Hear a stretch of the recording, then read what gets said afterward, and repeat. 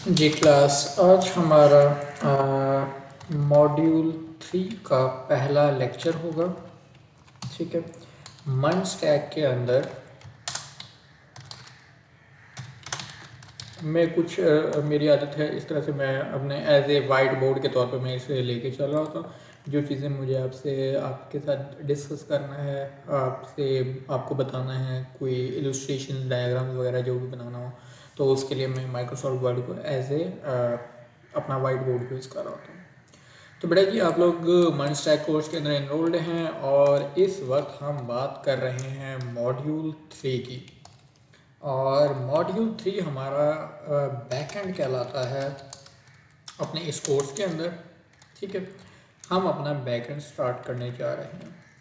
इस backend start करने से पहले मैं आपसे एक छोटी सी चीज़ डिस्कस करना चाहूँगा।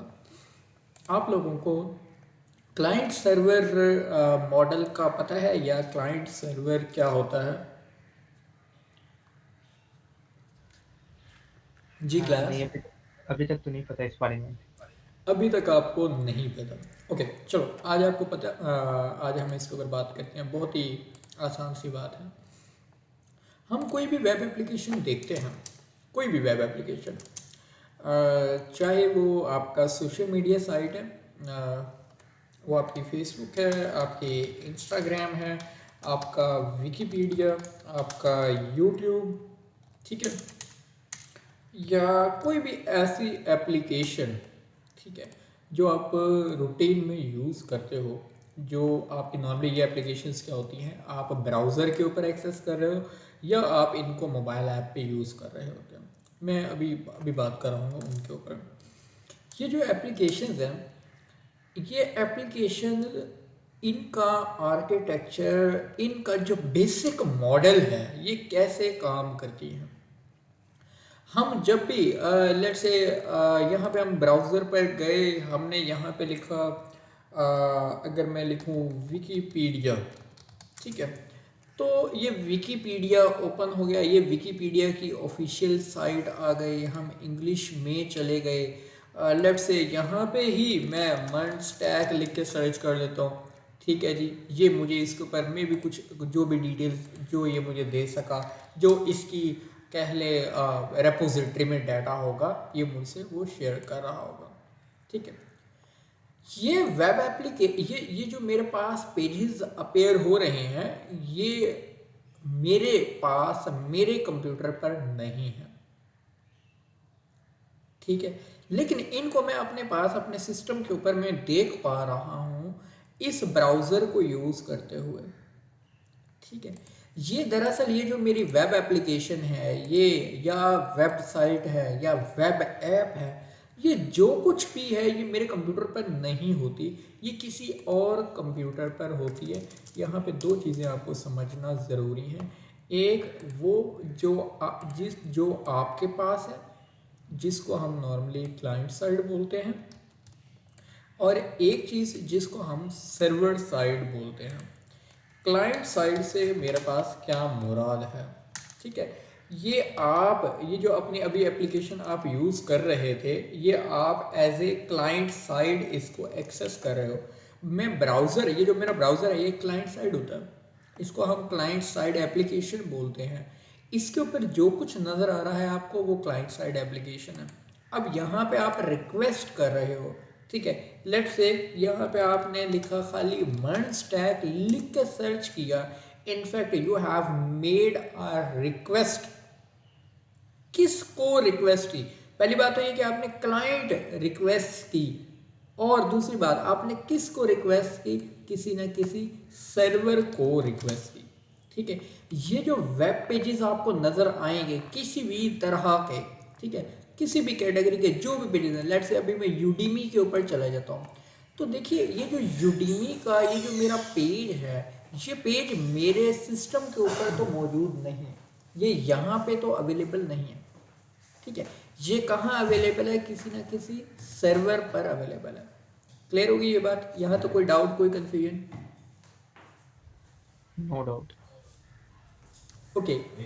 तो मेरी कोई भी वेबसाइट, कोई भी मेरी वेब एप्लीकेशन जो है, दरअसल वो कहाँ मिलेगी आपको? किसी न किसी सर्वर पर मिलेगी। उसका जो यूआई वाला पार्ट होता है वो आपका क्लाइंट साइड होता है। अब जैसे ये वेब पेजेस हैं, ये जो पेजेस हैं ये जितने भी बने हुए हैं ये सारे का सारा यूआई पार्ट है, चाहे वो HTML CSS प्लेन जावास्क्रिप्ट के साथ हो, किसी न किसी जावास्क्रिप्ट के फ्रेमवर्क के साथ हो, कोई लाइब्रेरी हो, whatever you are going to use for the UI, वो आपका हमेशा क्लाइंट साइड रहेगा। ठीक है, तो यहाँ पे मैं आप लोगों को लिख लूँ HTML CSS प्लेन JS हो या रिएक्ट हो या कोई भी आपकी UI लाइब्रेरी, इनफैक्ट फ्रेमवर्क, कुछ भी रहे वो आपका हमेशा क्या होगा? आपकी क्लाइंट साइड का पार्ट होगा। ठीक है जी। अब होता क्या है, यहाँ से आप क्लाइंट साइड से रिक्वेस्ट करते हो अपने सर्वर को। ठीक है, सर्वर आपको उसके अगेंस्ट क्या करता है? रिस्पॉन्स सेंड करता है। ये आज के दिन में थोड़ा सा इंपॉर्टेंट कंसेप्ट है, इसके ऊपर थोड़ा सा तवज्जो लगा लेंगे, इसके बाद बहुत इजी रहेगा आपके लिए इसकी अंडरस्टैंडिंग बनाना, क्योंकि फंडामेंटल्स हैं, थोड़ा सा थ्योरेटिकली ये इंपॉर्टेंट है। सारा हमारा सेशन थ्योरेटिकल पार्ट नहीं होगा, बस ये मे बी अपकमिंग 5 और 10 ईयर्स थ्योरेटिकल पार्ट होंगे। तो हमने एक तो इम्पोर्टेंट डिटेल ये देख ली कि मेरा क्लाइंट क्या है जी, मेरा कोई भी यूआई का पार्ट, आइदर ये आपके पास सर्च है, कोई बटन है, यूआई पेजेस, मेरे ब्राउज़र के अंदर मेरा जो कुछ भी आपको दिखेगा, एनिमेशंस हैं, वीडियो है, ऑडियो है, टेक्सचुअल है, लिंक्स हैं, जो कुछ होगा वो मेरा क्लाइंट साइड ही रहेगा। ये बात अपने दिमाग में बिठा लीजिए। क्लियर होगी ये बात? हाँ जी, क्लियर। ओके। अब क्लाइंट क्या करता है जी? रिक्वेस्ट करता है। किसको रिक्वेस्ट करता है जी? सर्वर को करता है। अब सर्वर वो क्या करेगा? रिक्वेस्ट को परफॉर्म करेगा, एग्जीक्यूट करेगा। ठीक है, ये रिक्वेस्ट हमेशा आपके सर्वर ने एग्जीक्यूट करनी है। अब उस रिक्वेस्ट से क्या मुराद है? आप कुछ भी यहाँ से, जैसे अभी आपने लेट से मैं इसी के ऊपर चला जाऊँ, मैं क्या करता हूँ, इसके ऊपर टैप करूँ, इसके ऊपर क्लिक करूँ। अब ये जो डिटेल्स नज़र आ रही हैं, ये डिटेल्स दरअसल कहीं ना कहीं किसी, ये वाला पेज है या नहीं। पहली बात तो बहुत सिंपल सी बात करते हैं, ये जो ऊपर मेरा ये जो लिंक नज़र आ रहा है इसको हम URL बोलते हैं। ये जो वेबसाइट का पाथ होता है इसको क्या बोलते हैं? URL। अगर मैं इसके अंदर मैं ऐसे छेड़छाड़ कर दूं और मैं इंटर करता हूं, अब उसने ये URL है या नहीं, ये कौन डिसाइड कर रहेगा? ये मेरा सर्वर डिसाइड करता है। ठीक है जी, हाँ जी। अब पहली बेसिक डिटेल मैंने बताई कि भाई अगर मैं इस वेबसाइट के ऊपर कुछ भी सर्च करने जा रहा हूँ, कुछ भी कोई भी एक्शन परफॉर्म करने जा रहा हूँ, मैं जो भी कर रहा हूँ वो इनफैक्ट मैं क्या कर रहा हूँ? एक रिक्वेस्ट कर रहा हूँ। कहाँ से? सर्वर से। अब वो सर्वर ने उसे एग्जीक्यूट किया और उसके बाद उसने क्या सेंड किया? रिस्पॉन्स सेंड किया। और रिस्पॉन्स मैंने किसको दिखा दिया? क्लाइंट साइड को दिखा दिया। ठीक है जी, यहाँ तक किसी को बेटा कोई डाउट, कोई कंफ्यूजन, कुछ पूछना है तो प्लीज़ पूछ सकते हैं। क्लियर है। ओके, तो मैं इनका ग्रुप बना देता हूँ और इस फाइल को सेव भी कर लेते हैं। हम कहते हैं जी मॉड्यूल 3 बैकएंड, और ये है जी आज हमारा बैच 11 तारीख को स्टार्ट होगा। ठीक होगा। यहाँ तो आपको एक चीज़ तो क्लैरिटी मिल गई। अच्छा, दूसरी, अब ये जो रिक्वेस्ट और रिस्पॉन्स है, ये हमेशा हम जो यूज़ करते हैं वो HTTP या HTTPS प्रोटोकॉल के तहत करते हैं। प्रोटोकॉल क्या है? प्रोटोकॉल आपका समहाउ ये आपके इंस्ट्रक्शंस का एक रूल्स कह लीजिए। ये जो आपकी कम्युनिकेशन हो रही है बेटा, ये क्लाइंट से सर्वर को रिक्वेस्ट जा रही है, सर्वर उसको एग्जीक्यूट कर रहा है, उसके अगेंस्ट उसने क्या रिस्पॉन्स करना है वो उसने रिस्पॉन्स डिसाइड किया, फिर ब्राउज़र को थ्रो कर दिया, यानी जहाँ से वो रिक्वेस्ट आई थी उधर वो रिस्पॉन्स थ्रो कर दिया। वो दरअसल इस प्रोटोकॉल के तहत कम्युनिकेशन होती है। इसको हम HTTP या HTTPS प्रोटोकॉल बोलते हैं, हाइपर टेक्स्ट प्रोटोकॉल इसको बोलते हैं। ठीक है, ये आपका हाइपर टेक्स्ट प्रोटोकॉल होता है। ठीक हो गया। ये आप इसके शुरू में अक्सर देखा करते हो, ये देखो HTTPS लिखा हुआ है। एस जो है वो दरअसल सिक्योर के लिए होता है, और इसको हम बोलते हैं यहाँ पे SS लेयर इम्प्लीमेंटेड है, सिक्योर सॉकेट लेयर इम्प्लीमेंटेड है। यानी कि ये एप्लीकेशन आपकी एक बेहतर सिक्योर वे में कम्युनिकेशन कर रही है क्लाइंट और सर्वर के बिटवीन। दरअसल क्लाइंट और ये जो सर्वर है, they are the two different computers, और कुछ भी नहीं है। सिर्फ इतनी सी बात है, ये दो कंप्यूटर्स हैं, उन दो कंप्यूटर, ये वो दो डिवाइसेस हैं, उन दो के दरमियान ये कम्युनिकेशन हो रही है। ठीक हो गया? हाँ जी बेटा, क्लियर होगी बात? जी क्लियर है। बाकियों की आवाज़ नहीं आ रही यार। जी प्लीज़ आप लोग जागते रहिए, अगर किसी को कोई कन्फ्यूजन हो आप लोग पूछ सकते हो। कहीं पे भी बाल बराबर भी आपको डाउट हो, you are welcome to ask. ठीक है जी, okay, thank you, thank you. अच्छा, अब ये जो सर्वर है, थोड़ा सा सर्वर के ऊपर बात करते हैं। सर्वर हमारे पास एक ऐसा कंप्यूटर है जो आपकी एग्जीक्यूशन करने के लिए रिस्पॉन्सिबल होता है। अब ये जो सर्वर है, इनकी टाइप्स होती हैं।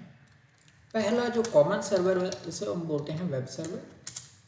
उसके बाद आपको दूसरा कॉमन सर्वर डेटाबेस सर्वर, फिर आपके पास ईमेल सर्वर, और उसके बाद आपको इनफैक्ट फाइल सर्वर। ये आपको 4 कॉमन टाइप्स मिलेंगी। ठीक है, ये हम सर्वर्स यूज़ किया करेंगे। इनको हम कैसे यूज़ करते हैं, क्या डिटेल्स हैं, इनके ऊपर हम बात करेंगे। अब ये जो वेब सर्वर्स होते हैं, ये जो पहला सर्वर है जिसने रिक्वेस्ट एक्सेप्ट करना है, इसने उस रिक्वेस्ट को अंडरस्टैंड करना है, उस रिक्वेस्ट को प्रोसेस करना है और रिस्पॉन्स थ्रो करना है, ये आपका वेब सर्वर है। More precisely, instead of writing it just as a server, I would like to rename it as a web server. ये मेरा वेब सर्वर है, ये मेरे क्लाइंट साइड है, और क्लाइंट साइड आपकी क्या हो सकती है, मजीद प्रिसाइसली आप इसको ले सकते हो। कोई आपका ब्राउज़र हो सकता है, या आपकी मोबाइल ऐप हो सकती है, या कोई आपकी स्मार्ट डिवाइस हो सकती है। ये रिक्वेस्ट पुत्रा आपके किसी स्मार्ट डिवाइस से भी जनरेट हो सकती है। अब वो स्मार्ट डिवाइस क्या है, मे बी वो हो आपकी जैसे आजकल स्मार्ट टीवी है, वहाँ से रिक्वेस्ट जनरेट हो सकती है। कोई IoT device, IoT device means जो आपकी जिनके साथ इंटरेक्शन पॉसिबल है। ठीक है, आपने देखा होगा कि बहुत ही मॉडर्न, अब हम तो मॉडर्न एज का पार्ट बनने जा रहे हैं। अब हमारे पास जो हमारी होम अप्लायंसेज हैं वो इतनी स्मार्ट हैं कि they can be connected with AI based models. आपने देखा होगा ये जो सिरी है आपका, कोर्टाना, या आप कह लीजिए गूगल का एलेक्सा डिवाइस जो है, लोगों मतलब जो कह सकते हैं कि अफोर्ड जो कर सकते हैं और जिनको इंटरेस्ट है इन चीज़ों का, they have implemented certain devices with Amazon Alexa. क्या करते हैं, अपने वॉइस कमांड की मदद से डिवाइसेस को टर्न ऑफ करना, टर्न ऑन करना, उनके साथ उनको हैंडल करना, ये सारी इनफैक्ट क्या होता है, वहाँ जहाँ से रिक्वेस्ट जनरेट होती है वो आपके क्लाइंट साइड है। प्रोसेस कौन करेगा, कोई ना कोई वेब सर्वर उसको प्रोसेस करके उसको रिस्पॉन्स रिटर्न कर रहा होता है। ठीक है, हाँ जी जी। अगर हम आवाज, अपने मोबाइल से रिक्वेस्ट कर रहे हैं तो वो भी हमारे वेब सर्वर के पास ही जाती है। जी वो सर, वो वेब सर्वर के पास ही आती है। वो ये बैकएंड पे कोई ना कोई सर्वर होता है, उसी सर्वर को रिक्वेस्ट जा रही होती है। आप देखो, आप फेसबुक ऐप यूज़ कर रहे हो, अब वो आपको यहाँ से जो आप अपनी मोबाइल ऐप से रिक्वेस्ट जनरेट कर रहे हो, वो सेम सर्वर को रिक्वेस्ट जा रही है जो आप जब आप ब्राउजर से एक्सेस करते हो तब भी उसी सर्वर को जा रही होती है। ओके। ठीक है, तो ये हमने वेब सर्वर देख लिया, वेब सर्वर। उसके बाद इम्पोर्टेंट एक और किस्म का सर्वर जो बहुत इम्पोर्टेंट होता है, वो हमारा क्या कहलाता है, डेटाबेस सर्वर। डेटाबेस सर्वर बेचारा वो ऐसा होता है कुछ, अगर मैं इसको मज़ीद, डेटाबेस सर्वर का क्या काम है? डाटा को हैंडल करना। प्योरली जितना भी डाटा आपका स्टोर होता है वो इनफैक्ट आपके किसी न किसी डेटाबेस सर्वर के अंदर होता है। कैसे? सिंपल एग्जांपल से बात करते हैं। आपने किसी भी वेबसाइट के ऊपर रजिस्ट्रेशन, आप कहते हो आपने रजिस्टर किया खुद को, ठीक है, वो जब आप खुद को रजिस्टर करते हैं तो रिक्वेस्ट जो है वो आपकी दरअसल वो कहाँ जाती है, आपके वेब सर्वर को जाती है। यानी आपने आपने क्या किया, मैं अगर इधर ही ओपन कर लूँ अपने इस, लेट से जी मैं यहाँ पर फेसबुक पे चला गया।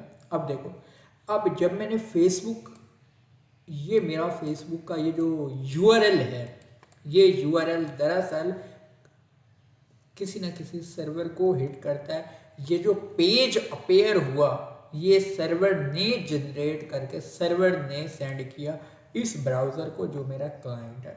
ओके, अब जब मैं यहाँ से लॉगिन की रिक्वेस्ट सेंड कर रहा हूँ, अब ये जो मैंने रिक्वेस्ट सेंड की ये मेरे सर्वर को सेंड हुई। कहाँ? यहाँ से रिक्वेस्ट जनरेट हुई, सर्वर को गई, सर्वर ने चेक किया, यहाँ पे सर्वर ने देखा कि ईमेल या पासवर्ड डिटेल्स थे या नहीं थे। ये काम मेरा सर्वर किया करता है। अगर पासवर्ड या ये डिटेल्स मिसिंग थी तो उसने ये मुझे एरर रिटर्न करवा दिया, ये रिस्पॉन्सेज थ्रो कर दिए, ये उसने मुझे सेंड कर दी डिटेल्स। ठीक है, ये किसका काम है जी? सर्वर का काम है। हाँ, ये जो यूआई बना हुआ है, ये जो आपके खूबसूरत अलर्ट्स आ रही हैं, एनिमेशंस चलेगी, ये जो कुछ होगा ये मेरे क्लाइंट का पार्ट रहेगा। अब अगर मैं यहाँ से लेट्स से मैं एक अकाउंट क्रिएट करने की बात कर रहा हूँ, यहाँ से ये मैंने सारी डिटेल सही लिख के मैंने सबमिट कर दी। अब जब मैं सबमिट की रिक्वेस्ट सेंड करूँगा, अगेन ये मेरी इसी सर्वर को रिक्वेस्ट सबमिट होगी, लेकिन अब इसके साथ डाटा है। वो जो डाटा स्टोर होता है वो दरअसल यहाँ पे एक सेपरेट सर्वर को स्टोर होता है जिसको हम डेटाबेस सर्वर बोलते हैं। ठीक है, हमेशा मेरा जो डाटा है, जो नॉर्मली डाटा स्टोर किया जाता है वो कहाँ किया जाता है? डेटाबेस सर्वर के ऊपर किया जाता है। किसी भी एप्लीकेशन का डाटा, चाहे वो आपकी बैंकिंग से रेलिवेंट हो, आपकी फूड पैंडा की हो, आपकी कह लीजिए कि या फिर इन ड्राइवर, उबर, कोई भी मोबाइल ऐप यूज़ कर रहे होंगे वो इस बेसिक आर्किटेक्चर पे बनी होगी। ठीक है, हाँ, इसको रिमूव कर देते हैं। यहाँ पे इसके अंदर लिखते हैं जी, ये मेरा क्या है जी, क्या हो गया, डेटाबेस सर्वर। हाँ जी, किसी को यहाँ पे कोई डाउट, कोई कंफ्यूजन है तो जी उधर पूछ लो। क्लियर है यहाँ पे जी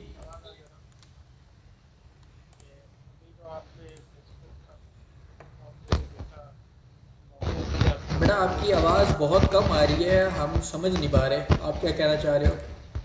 सर मैं ये पूछ रहा हूँ कि अभी आपने जो ये फेसबुक पर एक रिक्वेस्ट सेंड की थी विदाउट एनी डेटा लॉगिन के लिए, हाँ तो जी, आपने कहा था कि इसको चेक करना जो है वो सर्वर का बैकएंड का काम काम है। है। हाँ जी, तो ये तो हम फ्रंट एंड पर भी कर सकते हैं। एग्जैक्टली एक पर ये आप सुन लीजिए, तो अब आप ये कर मैं सकते। सवाल ये है कि मतलब वैलिडेशन के लिए हम फ्रंट एंड को यूज़ करें या बैकएंड? ओके, दोनों को करेंगे, दोनों को करेंगे। अब आपका क्वेश्चन ये देखिए, यहाँ से रिक्वेस्ट, ये देखो मैं सेंड कर रहा हूँ, अब ये सर्वर को रिक्वेस्ट गई, ठीक है। अब सर्वर ने चेक किया कि ये डाटा है या नहीं है, ये देखो ये अगेन यहाँ से बार बार मेरी रिक्वेस्ट सर्वर को जाती है, सर्वर मुझे चेक करके बताता है कि ये डाटा है या नहीं। ओके, इधर ही मैं ओपन करता हूँ, लेट्स से मेरा Twitter. Okay, sign in. Okay जी, यहाँ पे सेंड करें। ये देखिए ये रिक्वेस्ट कहाँ से सर्व हो रही है, we could not find your account. ठीक है, अब ये वाली जो रिक्वेस्ट है ये वाली सर्वर से ही हैंडल हो रही हैं। ये रिक्वेस्ट सर्वर को जाती है, सर्वर से एग्जीक्यूट होने के बाद यहाँ पे आती है।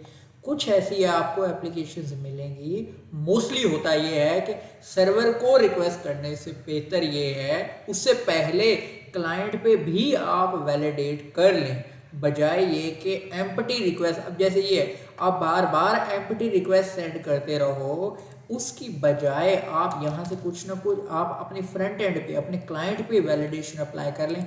हम हमेशा जब भी वैलिडेशन अप्लाई करते हैं दोनों साइड पे अप्लाई करते हैं, क्लाइंट साइड एप्लीकेशन पे भी करते हैं और सर्वर साइड पे भी करते हैं, क्योंकि क्लाइंट साइड की वैलिडेशन लेस सिक्योर होती है, इनको बाईपास किया जा सकता है, इनको ब्रीच किया जा सकता है। तो अगर यहाँ से वो वैलिडेशन ब्रेक करके आपने रिक्वेस्ट सेंड की, then server must be able to handle that kind of request कि वो उसको वैलिडेट करके अगेन फिर प्रोसेस करे। अदरवाइज आपका एररनेस बढ़ जाएगी, आपका रैंडम फेक बोगस डाटा ज़्यादा इंटर हो सकता है, वो आपकी डाटाबेस को के लिए हार्मफुल हो सकता है। इसीलिए हमेशा सर्वर साइड वैलिडेशन तो लाजिम व मलजूम है, उसके बगैर तो बात नहीं बनती। क्लाइंट साइड पे बात हम ओमिट कर देते हैं कि क्योंकि हमने सर्वर साइड पे इम्प्लीमेंट की हुई है तो ज़रूरत नहीं है। अदरवाइज बेहतर अप्रोच ये होती है कि दोनों साइड पे वैलिडेशन अप्लाई की जाए, क्लाइंट साइड पर भी और सर्वर साइड पे भी। ठीक है जी जी बेटा जी, क्लैरिटी मिल गई। जी सर। ओके, तो अब हमने बात ये की कि भाई वेब सर्वर को रिक्वेस्ट आएगी, जैसे अब मैं साइनअप की बात कर रहा हूँ।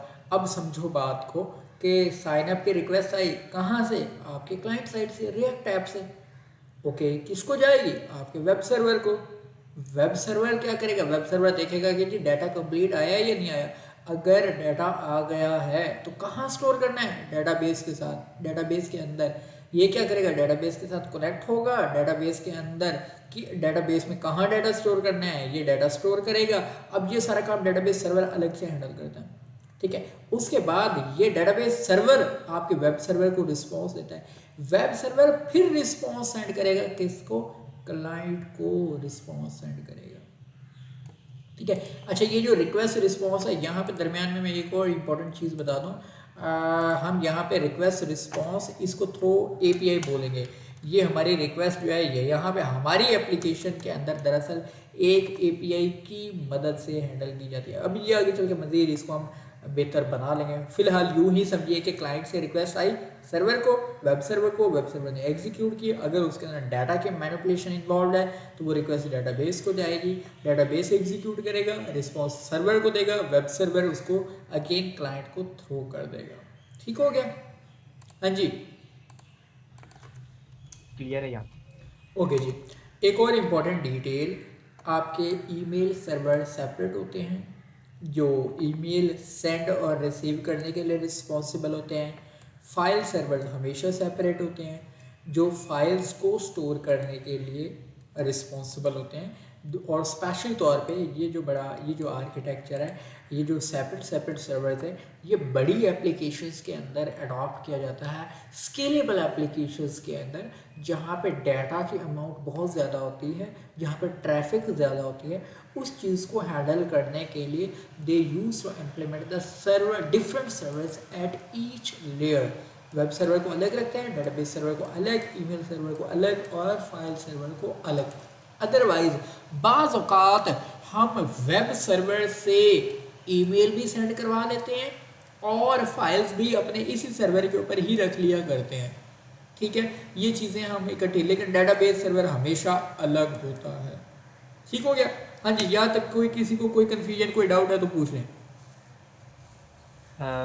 जो भी आपने कहा उसका मतलब है कि हमारी फाइल्स डेटाबेस में सेव नहीं होती, हमारी इमेजेस, पीडीएफ या कुछ भी वीडियो डॉक्यूमेंट कुछ भी हो, डेटाबेस में नहीं होती, बिल्कुल नहीं होती। उसकी रीज़न ये कि अगर वो फाइल्स, मेरे इमेजेस, मेरी ऑडियो, मेरा वीडियो, कुछ भी डेटाबेस के अंदर अगर स्टोर करेंगे, डेटाबेस का साइज़ बहुत ज़्यादा बढ़ जाएगा और उस डेटाबेस को हैंडल करना उसके लिए बहुत, कह लीजिए, मुश्किल हो जाएगा। तो नॉर्मली हम ये काम नहीं करते। हम क्या करते हैं, फाइल को एक अलग सर्वर पर स्टोर करते हैं, उसका पाथ जो है वो हम डेटाबेस के अंदर स्टोर किया करते हैं। जब भी हम रिक्वेस्ट करेंगे, हम क्या करते हैं, डेटाबेस से देखते हैं कि जी मुझे लेट्स से कि जी मुझे फलां फाइल देखनी है, तो मैं डेटाबेस से रिक्वेस्ट करूँगा, वो मुझे पाथ रिट्रीव करेगा, वो मुझे पाथ शेयर करेगा कि फ़ाइल का पाथ क्या है, वो मैं फ़ाइल को उसका पाथ को यूज़ करते हुए फ़ाइल एक्सेस करूँगा। फ़ाइल मेरी नॉर्मली क्या की जाती है, अलग फ़ाइल सर्वर पर रखी जाती है। बेहतर अप्रोच हमेशा यही होती है। ओके, मतलब कि जो डेटाबेस हम जी जी, हम जो बाय करते हैं एग्ज़ाम्पल होस्टिंग वगैरह बाय करते हैं ऑनलाइन एक होस्टिंगर वगैरह या इस तरह कोई भी सर्विसेज़ जो अवेल है, वो हमें ये सारी चीज़ें इकट्ठी प्रोवाइड करते हैं यानी कि ये सारे सर्वर प्रोवाइड करते हैं? या वो उसका वो जी, एग्जैक्टली इनफैक्ट वो क्या करते हैं मैं आपको बता देता हूँ। नॉर्मली जो हम शेयर्ड होस्टिंग प्लान परचेज करते हो ना, उसके अंदर ये बेचारा जो वेब सर्वर है ना, इसी के ऊपर ही कह लो कि फाइल सर्वर के तौर पे भी यही काम कर रहा होता है, क्योंकि फाइल्स हम इधर ही अपलोड करते हैं, अलग कहीं नहीं करते। डेटाबेस सर्वर होता अलग है, लेकिन वो क्या किया जाता है, उसी होस्टिंग के ऊपर आपको प्रोवाइड कर दिया जाता है। इनफैक्ट ईमेल के लिए भी ये होते अलग अलग सर्वर्स ही हैं, लेकिन आपको इकट्ठे एज ए सर्विस मॉडल के तौर पे प्रोवाइड किए जाते हैं। देखिए एक इम्पॉर्टेंट डिटेल है कि जब आप बड़ा प्रोजेक्ट करते हो, वहाँ पे आपको ये हर चीज़ सेपरेट खुद हैंडल करना पड़ेगी, ठीक है। उनको और क्यों आप उसको स्केलेबल बनाना चाह रहे हो कि भाई अगर ट्रैफिक ज़्यादा आ जाए, फाइल ज़्यादा आ जाए, डाटा ज़्यादा हो, तो वो आप उसको इमिजिएटली उन सर्विसेज को आप एनहेंस कर लो, बढ़ा लो, ठीक है। नॉर्मली जो शेयर्ड होस्टिंग प्लान होते हैं वो आपको क्या करते हैं, एक single vehicle as a service आपको ये डिटेल्स प्रोवाइड कर रहे होते हैं। इस चीज़ को बहुत ही एक इम्पॉर्टेंट कंसेप्ट है, सॉफ्टवेयर एज अ सर्विस। और एक होता है प्लेटफॉर्म एज अ सर्विस, ठीक है, सास और पास बोलते हैं, ठीक है। अब देखो, आप अपने पास खुद सर्वर बनाने की बजाय, आप अपने खुद अपनी इंफ्रास्ट्रक्चर बनाने की बजाय आप क्या करते हो, ऑनलाइन परचेज कर लेते हो, आप अपना एक सर्वर परचेज कर लेते हो, आपको पूरे के पूरे सर्वर, सेपरेट सर्वर्स भी अवेलेबल होते हैं। अब वो जो क्या होता है, वो प्लेटफॉर्म्स होते हैं, प्लेटफॉर्म एज ए सर्विस मिल रहे हैं या इंफ्रास्ट्रक्चर एज ए सर्विस मिल रहा है। एक और चीज़ होती है जिसको IaaS बोलते हैं, ठीक है, इंफ्रास्ट्रक्चर एज अ सर्विस। और ये क्या होता है, प्लेटफॉर्म एज अ सर्विस और सॉफ्टवेयर एज अ सर्विस, सास बोलते हैं। अब इसके अंदर क्या है, बजाय ये कि सारे काम आप खुद करें, आप कॉस्ट बढ़ाएं, इंफ्रास्ट्रक्चर अपना बनाएं, आप उसके लिए उसको हैंडल करने के लिए आप अपने एम्प्लॉय रखें, उसमें सिक्योरिटीज़ इंप्लीमेंट करें। वो कहते हैं जी कंपनीज, जो बड़ी बड़ी कंपनीज हैं, वो आपको ये चीज़ें प्रोवाइड करती हैं, वो आपसे मिनिमम कॉस्ट जो है वो आपसे चार्ज कर लेते हैं, वो आपको एज ए सर्विस दे रहे होते हैं। हम नॉर्मली ये चीज़ अडॉप्ट कर रहे होते हैं, इम्प्लीमेंट कर रहे होते हैं। जी ओके, क्लियर है यहाँ तक। फाइन। सो यहाँ तक किसी को कोई किसी किस्म की कंफ्यूजन या कोई डाउट तो प्लीज़ पूछ लीजिए, अदरवाइज मैं आगे मूव कर रहा हूँ। जी okay, so far I have not received any more question, तो आज हम आगे बात करें। मैं यहाँ पे अगर मैं आपको याद करवा दूँ, आप मंड स्टैक के ऊपर मौजूद हो और मंड स्टैक के अंदर टेक्नोलॉजीज आपको बेहतर पता है।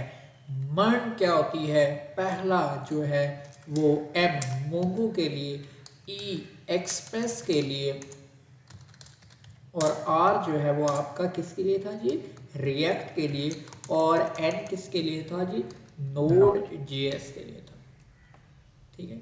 रिएक्ट वाला पार्ट आप ऑलरेडी पढ़ चुके हो, you have learn how to build our client side application using react.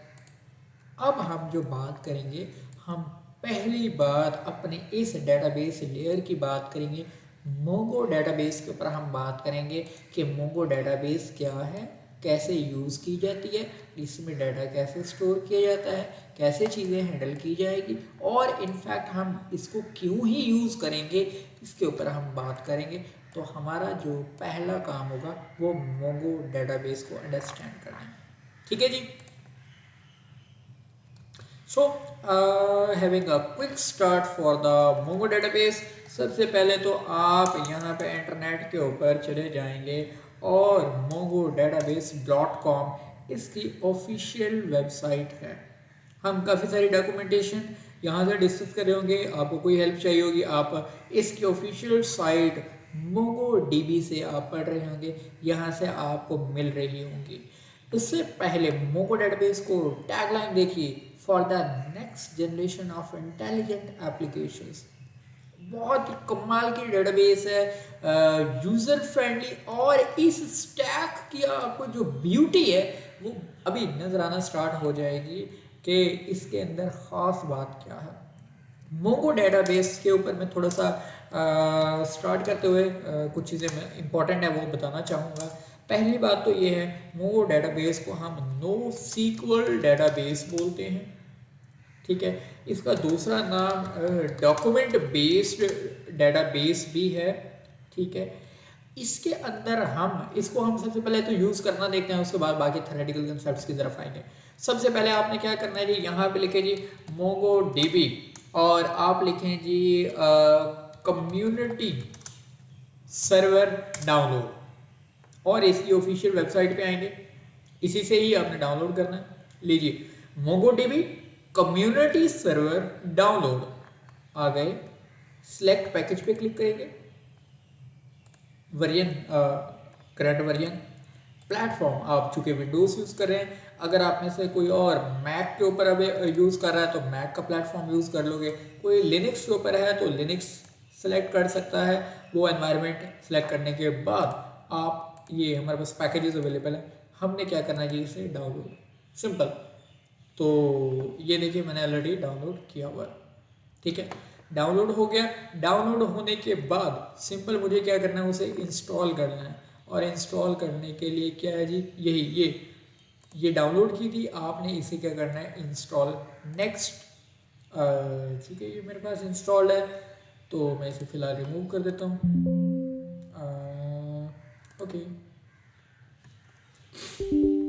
अच्छा, ये MongoDB कंपास में और MongoDB एटलस में क्या डिफरेंस हम है? आएंगे, हम इसके ऊपर आएंगे, ये तमाम चीज़ें आपको बेटर अंडरस्टैंडिंग के साथ डिलीवर करेंगे। लीजिए, तो फिलहाल हम इसकी इंस्टॉलेशन की बात करें, मैं MongoDB कम्युनिटी वर्जन जो इसका सर्वर है, एक्चुअल में जो इसका सर्वर है वो मैं इंस्टॉल करने जा रहा हूँ। So I just accepted the terms and conditions और मैं कहता हूँ कंप्लीट इंस्टॉल कीजिए, install MongoDB as a service, और मैंने कहा आप इसे run as a network service user कीजिए, नेक्स्ट।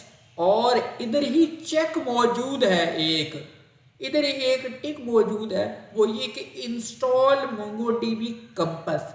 एक और टूल है वो MongoDB कंपास है, आप अगर इधर टिक कर दोगे तो वो भी ऑटोमेटिकली इसके साथ इंस्टॉल हो जाएगा। तो हम कहते हैं करो इंस्टॉल, ठीक है। अब ये दो चीज़ें क्या हैं, इसकी थोड़ी सी आपको ब्रीफिंग बना देते हैं।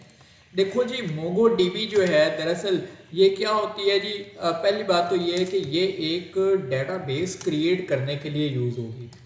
डेटाबेस फाइल आपकी एक ऐसी फाइल होगी जो डाटा को स्टोर करेगी और इनक्रिप्टेड फॉर्मेट में स्टोर करेगी, मैनेजेबल डाटा होगा database file, in fact to handle databases, ठीक है जी, टू हैंडल डेटाबेसेस। और डेटाबेस इटसेल्फ क्या है, एक इनक्रिप्टेड फाइल जो सिर्फ और सिर्फ इसी MongoDB के सर्वर के ऊपर रन होगी। कुछ स्पेशल इंस्ट्रक्शंस प्रोटोकॉल्स होंगे जिनकी मदद से आप उस फाइल के अंदर डाटा रीड और राइट कर रहे होंगे, हैंडल कर पा रहे होंगे। उसके ऊपर कोई सिक्योरिटी के चेक्स होंगे और बहुत सारी उसके अंदर कह लें कि जी फीचर्स होंगे मोंगो डेटाबेस, मतलब किसी भी ये डेटाबेस फाइल को हैंडल करने के लिए। दूसरी इंपॉर्टेंट बात ये है कि ये क्या है, आपकी NoSQL डेटाबेस या डॉक्यूमेंट बेस होती है। इसकी डिटेल की तरफ भी हम अभी आएंगे। हम मोंगो डेटाबेस को हैंडल करने के लिए क्या यूज़ करते हैं जी, कम्युनिटी एडिशन सर्वर। एक्चुअल में वो जो सर्वर है उसको हम बोलते हैं MongoDB सर्वर, और वो कौन सा होता है जी, कम्युनिटी एडिशन। ये जो कम्युनिटी एडिशन है ये आप अपने कंप्यूटर पर डाउनलोड कर लोगे, यानी अपने सिस्टम पे डाउनलोड करेंगे, यहाँ पे आप इंस्टॉल करेंगे और यहाँ पे अपने सिस्टम के ऊपर डेटाबेस बनाओगे, उसको उस अपने सिस्टम के ऊपर हैंडल करोगे। उसके लिए मोंगोडीबी का कम्युनिटी एडिशन यूज़ होता है। ठीक है जी। सर्वर जो होते हैं वो हमेशा आपके service based command line use होते हैं। ठीक है। उन सर्वर्स को आप हमेशा टर्मिनल की मदद से, ये जो बेचारा CMD कमांड प्रॉम्प्ट होता है, इसकी मदद से आप सर्वर्स को हैंडल किया करते हो। अब ये थोड़ा सा टेक्निकल होता है, थोड़ा मुश्किल होता है। इसकी कमांड्स होती हैं, ठीक है, वो आपके लिए हैंडल करना थोड़ा मुश्किल होगी।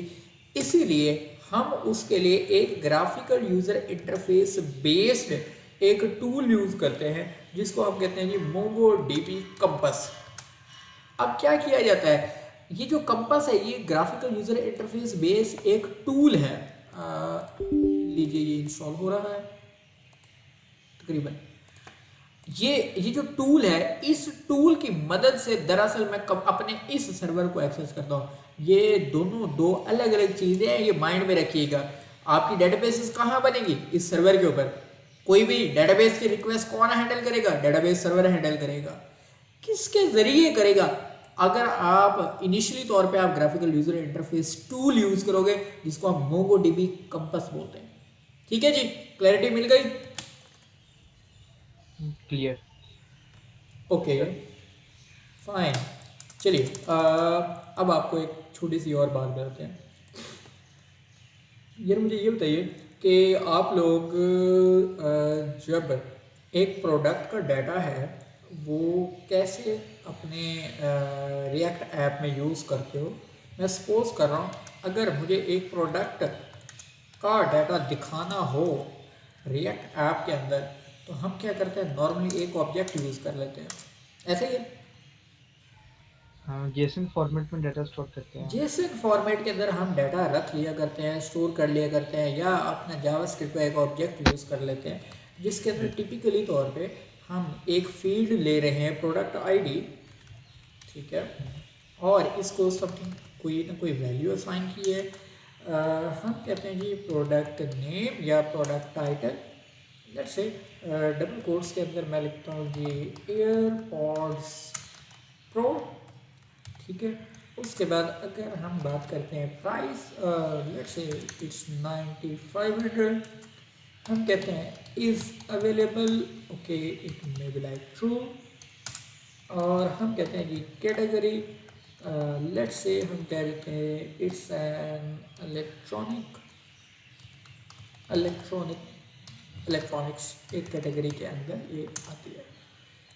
दरअसल ये जो आपको डाटा नज़र आ रहा है, ये जो फॉर्मेट है, ये आप इससे बहुत ही ज़्यादा फेमिलियर हैं, आपने ये देखा हुआ है। ये फॉर्मेट आपका जावास्क्रिप्ट का एक ऑब्जेक्ट है। जावास्क्रिप्ट के अंदर आप जो ऑब्जेक्ट बनाते हो वो इस फॉर्मेट के अंदर बनाते हो। ओके जी, ये कह रहा है सॉरी फॉर द इंटरप्शन, ये मोंगो डेटाबेस की तरफ से था। उसने जी टूल इंस्टॉल कर दिया और इंस्टॉल करने के बाद खुद ही ओपन कर दिया। अगर आपके पास ओपन ना हो तो स्टार्ट मेन्यू में जाइए और यहाँ पे आप सिंपल लिखेंगे मोंगोडीबी कंपस और आप इसको ओपन कर लोगे। जब आप ओपन करोगे तो आपको ये मोंगोडीबी कंपस नज़र आएगा और इसके ऊपर यहाँ पे as it is new connection, ये आपके पास ये लेफ्ट पैन वाला खाली होगा क्योंकि मैं तो चूँकि यू कंसिस्टेंटली यूज़ कर रहा होता हूँ तो इस वजह से ये मेरे पास रिसेंट के अंदर मेरे पास आ रहा है। मैं इसको क्लियर फ़िलहाल नहीं करना चाहूँगा, अदरवाइज़ मैं क्लियर कर दूँगा तो यहाँ से कुछ नहीं होगा। तो यहाँ पे आपके पास ये URI इसी तरह से नज़र आ रहा होगा, मोंगोडीबी कॉलन लोकल होस्ट और आगे एक पोर्ट है, ये आपके पास कुछ इस तरह से नज़र आ रहा होगा। इसकी तरफ मैं अभी वापस आता हूँ, उससे पहले हम ज़रा इधर बात कर रहे थे।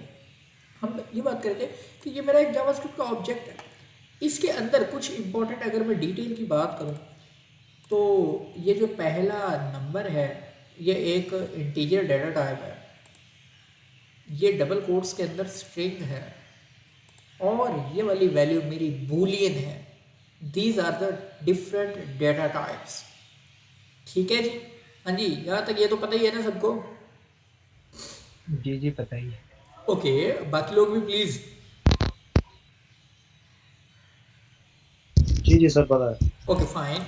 तो हमेशा ये जो जावास्क्रिप्ट का आपका ऑब्जेक्ट है, ये आपका की वैल्यू पेयर के फॉर्म में होता है। यहाँ पे आप देख सकते हो कि आपके पास लेफ्ट साइड के ऊपर एक की है, राइट साइड के ऊपर आपके पास क्या होती है, वैल्यू होती है, और ये आपके डिफरेंट फील्ड्स कहलाते हैं। इन फील्ड्स से मिल के आपके पास क्या बनता है, आपका ये एक जावास्क्रिप्ट का ऑब्जेक्ट बनता है।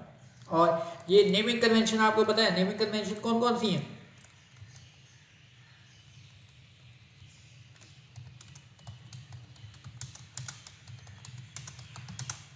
हाँ जी, उत्तर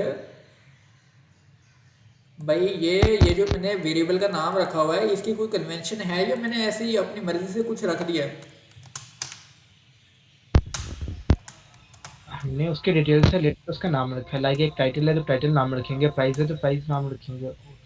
नाम उत्तर हेलो ये सर, ये ये कैमल कैमल केस और पास्कल केस होते हैं हमारे पास नेमिंग एग्जैक्टली कन्वेंशन के एग्जैक्टली लिए। ये जो वेल्डन वेल्डन बेटा, ये जो नेम रखे हैं, देखिए ये एक प्रोडक्ट की आईडी रिप्रेजेंट कर रही है। ये जो मैंने नाम रखा प्रोडक्ट, उसके बाद आईडी, आई का कैपिटल आई कर दिया, प्रोडक्ट नेम, ये दो वर्ड्स के ऊपर नाम था, तो मैंने सेकंड जो नेम, सेकंड जो मेरा एट्रीब्यूट था उसका पहला करेक्टर कैपिटल कर दिया। इसको दरअसल इस नेमिंग कन्वेंशन को हम कैमल केस बोलते हैं।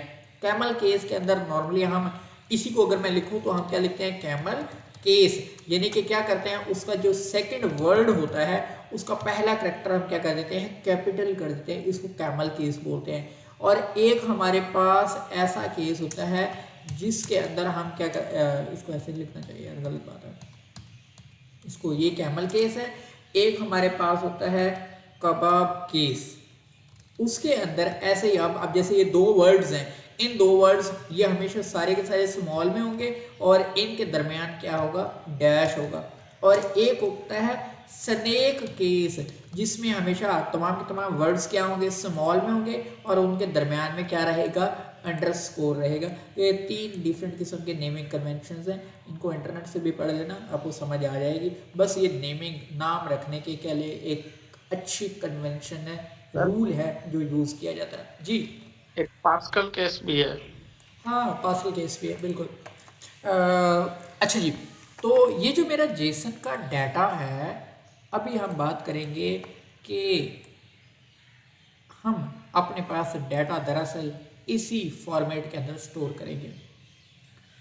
जब मैं मोंगो डेटाबेस की बात करता हूँ तो ये जो मेरी एक प्रोडक्ट को रिप्रेजेंट करता है, ये जो डाटा है, इसको मैं यहाँ पे डॉक्यूमेंट बोलता हूँ। क्या बोलूँगा जी, डॉक्यूमेंट बोलूँगा कि ये मेरा एक डॉक्यूमेंट है। बस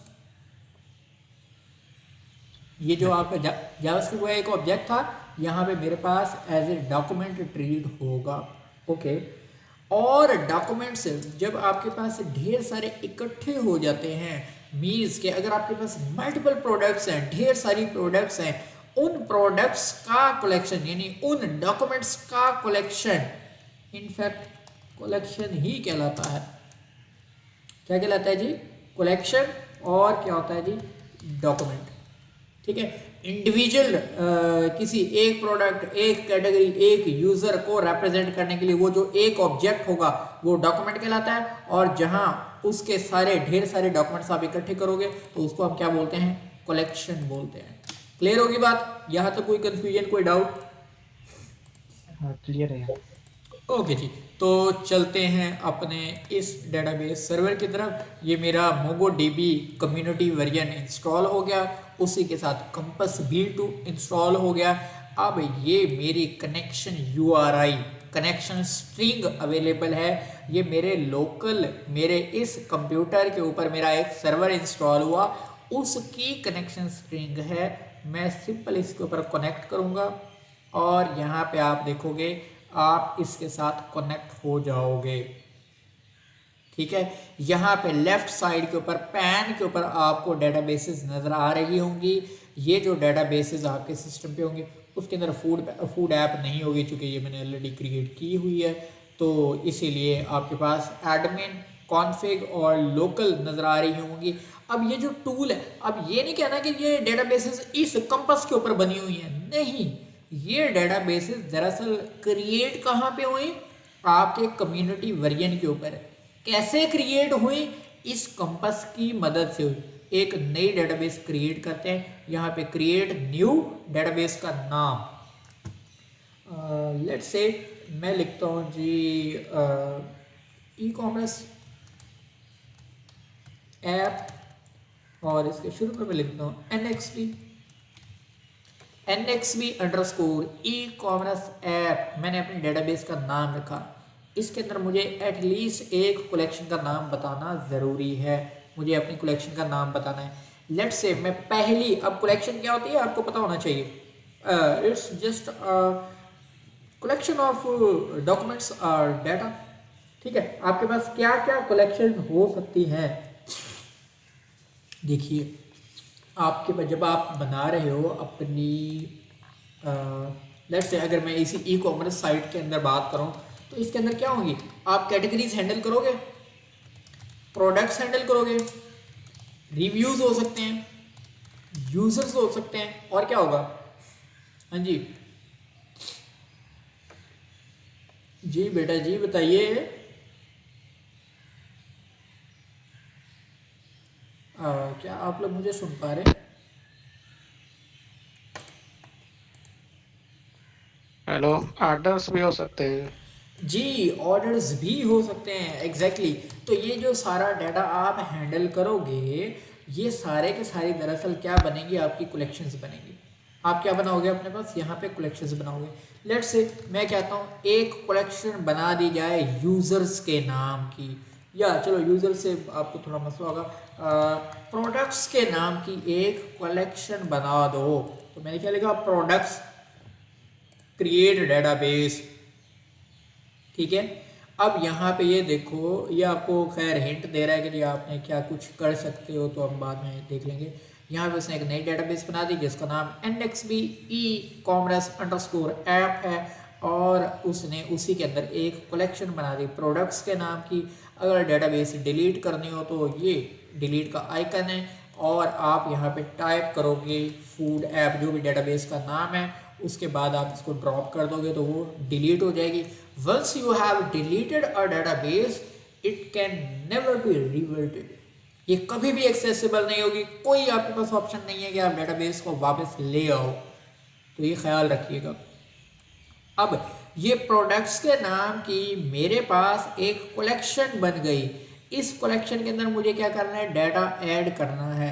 पहला डाटा कैसे ऐड करेंगे, मैं कहता हूँ जी इंसर्ट करो। इंसर्ट किस तरह से हो सकता है, दो ऑप्शन है, एक तो जेसन फाइल या CSV ऐड कर दो, या क्या कर दो डॉक्यूमेंट इंसर्ट करो। तो मैं यहाँ पे डॉक्यूमेंट इंसर्ट करने जा रहा हूँ। डॉक्यूमेंट इंसर्ट करने के लिए यहाँ पे आपको दो किस्म के व्यूज़ दिए हुए हैं, एक तो ये है लिस्ट व्यू, और एक ये है ऑब्जेक्ट व्यू।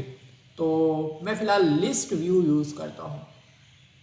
यहाँ पे प्लस पे आइकन पे क्लिक करेंगे तो वो कहता है ऐड फील्ड, इस पर क्लिक करें, वो कहता है फील्ड किसके बाद ऐड करना है, अंडरस्कोर ID के बाद। मैंने कहा जी। अब यहाँ पे आप लिखो अपने फील्ड का नाम, मैंने लिखा प्रोडक्ट ID, और यहाँ पे मैंने वैल्यू दे दी, लेट्स से एयरपॉड्स प्रो। इसके सामने देखो आपके पास डेटा टाइप का ऑप्शन है, and these are all available data types that can be use with Mongo database. और इसके अंदर आप देख रहे हो आपके पास स्ट्रिंग अवेलेबल है, अरे अवेलेबल है, binary, boolean, code, date, decimal and many more. हाँ जी, ओके। तो मैं अपने ज़ाहिर है इसका नाम जो है वो मैं स्ट्रिंग में रखना चाहूँगा, तो इसीलिए मैं स्ट्रिंग सेलेक्ट कर ली, प्लस पे क्लिक कीजिए। ओके, मैं अब प्राइस की बात करूँगा। ओके, प्राइस मैंने लिखा 9500। So it could be decimal या इट कुड बी डबल, तो दोनों में से जो सूटेबल डाटा टाइप होगी वो मैं सेलेक्ट कर लूँगा। इंटीजर 32 बिट और इंटीजर 64 बिट भी अवेलेबल है। डेसिमल जो है वो पॉइंट के साथ नंबर स्टोर करने के लिए यूज़ होती है, इंटीजर आपकी एक राउंडेड नंबर यूज़ करने के लिए होती है। तो आपकी मर्ज़ी, आप जो मर्ज़ी ले लो। लेट्स से मैं int 32 लिख लेता हूँ, तो उसने मुझे एक नंबर में कन्वर्ट कर दिया। मैं कहता हूँ इज़ अवेलेबल, ये वो फील्ड है जो हमने अभी थोड़ी देर पहले सोचे थे, मैं कहता हूँ ये अवेलेबल है, ट्रू। अब चूंकि ये मेरा बूलियन वेरिएबल है तो इसके लिए मैं सूटेबल डाटा टाइप क्या है, बूलियन ले लूँगा। ये मैंने एक डॉक्यूमेंट क्रिएट कर लिया, एक फील्ड जो सबसे टॉप के ऊपर है underscore ID, this field is the unique field और self created by Mongo database. आप इसको डिलीट नहीं कर सकते, ये हमेशा इसमें मौजूद रहेगा। ये खुद से एक यूनिक की क्रिएट करेगा जो इस डॉक्यूमेंट को बनाएगा, ये इसकी आईडी कहलाती है। इसको हम हमेशा अंडरस्कोर आईडी लिखेंगे, इसकी डेटा टाइप ऑब्जेक्ट आईडी ही रहती है। So is that clear? Clear. Okay जी, तो मैंने कहा जी इंसर्ट करो, उसने एक डॉक्यूमेंट इंसर्ट कर दिया। हाँ जी, एक डॉक्यूमेंट क्रिएट हो गया। ओके, एक डॉक्यूमेंट और क्रिएट कर लेते हैं। अगेन इधर जाएं, यहाँ से प्लस पे क्लिक कीजिए, लेट से यहाँ पे प्रोडक्ट नेम और मैं लिखता हूँ डेल XPS।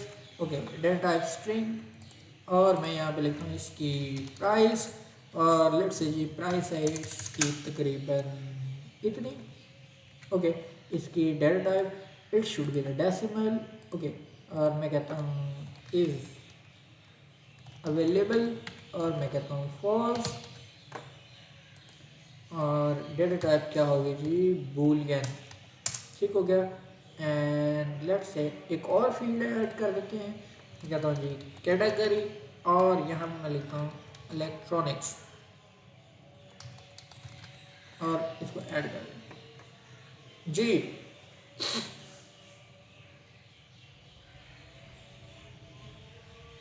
क्लास आप साथ में हैं? जी जी, यहाँ तक क्लियर है। Okay, now you can amazingly see the two major differences. First one is that यहाँ पे जब आपने डॉक्यूमेंट ऐड किया, पहला डॉक्यूमेंट के अंदर मेरे पास 4 फील्ड्स हैं, दूसरे डॉक्यूमेंट के अंदर 5 फील्ड्स हैं। तो ये मोंगो डेटाबेस क्या है, फ्लेक्सिबिलिटी प्रोवाइड करती है। ठीक है, इसके अंदर फ्लेक्सिबिलिटी क्या कहती है कि आपके पास आपको कोई फिक्स्ड हार्ड स्ट्रक्चर यूज़ नहीं करना। फिक्स्ड स्ट्रक्चर जो है वो आपका डॉक्यूमेंट का नहीं होगा। नो फिक्स्ड स्ट्रक्चर डेटाबेस का नहीं होगा। जो फील्ड्स अवेलेबल हैं, जिस तरह के फील्ड्स होंगे उसके हिसाब से उसका स्ट्रक्चर उसमें आ जाएगा। ठीक है, जो आप भाई जो फील्ड्स ऐड करेंगे उस लिहाज से उसका स्ट्रक्चर उस डॉक्यूमेंट का बन जाएगा। ठीक हो गया? ओके। अच्छा, यहाँ पे 1 मिनट का पॉज लेते हैं ताकि आसान हो जाए, फिर उसके बाद आते हैं जी। तो बेटा जी ये हमने डिफरेंट डॉक्यूमेंट्स इसमें 2 ऐड कर लिए और यहाँ पे आप देख सकते हो मैंने अभी बताया कि ये फ्लेक्सिबिलिटी है कि आपको कोई एक फिक्स स्ट्रक्चर यहाँ पे यूज़ नहीं करना, यानी कि according to the available data आपकी डेटाबेस जो है वो आपका ये जो कलेक्शन है वो मोल्ड ऑटोमेटिकली हो जाती है। यहाँ पे कोई फिक्स स्ट्रक्चर नहीं है। तो आपने यहाँ पे 2 डॉक्यूमेंट्स क्रिएट कर लिए।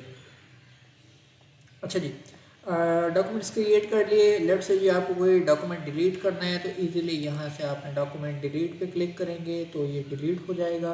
ये आपको एक प्रॉम्प्ट दे रहा है, फिलहाल मैं इसे कैंसिल कर रहा हूँ। इसकी एक यहाँ से आप कॉपी बना सकते हो। मैं इसकी क्लोन बना के इसको एडिट करना चाह रहा हूँ। ये इसका ऑब्जेक्ट फॉर्मेट है। ऑब्जेक्ट फॉर्मेट के अंदर यहाँ पे आप देख सकते हो ये आपको ऑब्जेक्ट की फॉर्म में दिखा रहा है कि ये एक आपका ऑब्जेक्ट है। इस ऑब्जेक्ट के अंदर ये उसका टाइटल, आगे वैल्यू, प्राइस के अंदर हमने चूँकि डेसिमल में स्टोर किया था तो उसने नेस्टेड वैल्यू ले ली। Is available false, category electronics. आप इसको इससे से डायरेक्ट भी लिस्ट व्यू में देख सकते हो। लिस्ट व्यू के अंदर भी आपके पास ये अवेलेबल है। ठीक है, जस्ट ये व्यू की हद तक। अब लेट्स से जी मैं इसकी वैल्यू चेंज करना चाहूँ तो ये अब मैं चूँकि एक नई डॉक्यूमेंट ऐड कर रहा हूँ बाय क्लोनिंग।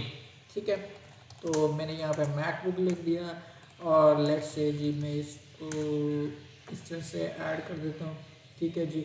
और मैं इंसर्ट कर दिया तो एक नया डॉक्यूमेंट भी इंसर्ट हो गया।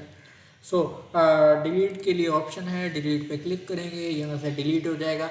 ये जो सारे फीचर्स है ये आपको कंपास टूल दे रहा है, जबकि ये एक्चुअल जो डाटा क्रिएट हो रहा है। इनफैक्ट अगर किसी को अपडेट करना हो तो यहाँ पे जस्ट एडिट पे क्लिक करें और यहाँ से आप इसकी वैल्यू मॉडिफाई कर सकते हो। मैंने ट्रू कर दी, इसने कहा जी डॉक्यूमेंट आपका मॉडिफाई हो गया, मैंने इसे अपडेट कर दिया, ये मेरा सर्वर के ऊपर डाटा अपडेट हो गया। ठीक है जी, हाँ जी, यहाँ तक कोई डाउट, कोई कंफ्यूजन? क्लियर है। ओके, एक और फीचर की बात करते हैं, वो ये है, लेट्स से यहाँ से आपने बहुत ही commonly fake store API use की होगी, आपको पता होगा। आप इसके अंदर डाटा इंपोर्ट भी कर सकते हो और यहाँ से एक्सपोर्ट भी कर सकते हो। ये फीचर आपको मोंगोडीबी का कंपास टूल देता है, ठीक है। डाटा इंपोर्ट या एक्सपोर्ट करना, जैसे यार डाटा पे क्लिक करते हो वो कहता है इंपोर्ट जेसन या सीएसवी फाइल, ठीक है। तो अब मैं कहता हूँ लेट्स से जी मैं यूजर्स के ऊपर क्लिक करता हूँ और ये यूजर्स का मेरे पास फेक स्टोर एपीआई के तहत ये डाटा है और मैंने इसे कंट्रोल एस से सेव किया। जैसे ही मैं सेव करूँगा तो ये जेसन के अंदर क्या कर रहा है, डाटा डाउनलोड कर रहा है। ये एक मेरी जेसन फाइल डाउनलोड हो गई, ये सारा का सारा डाटा जेसन फॉर्मेट के अंदर है।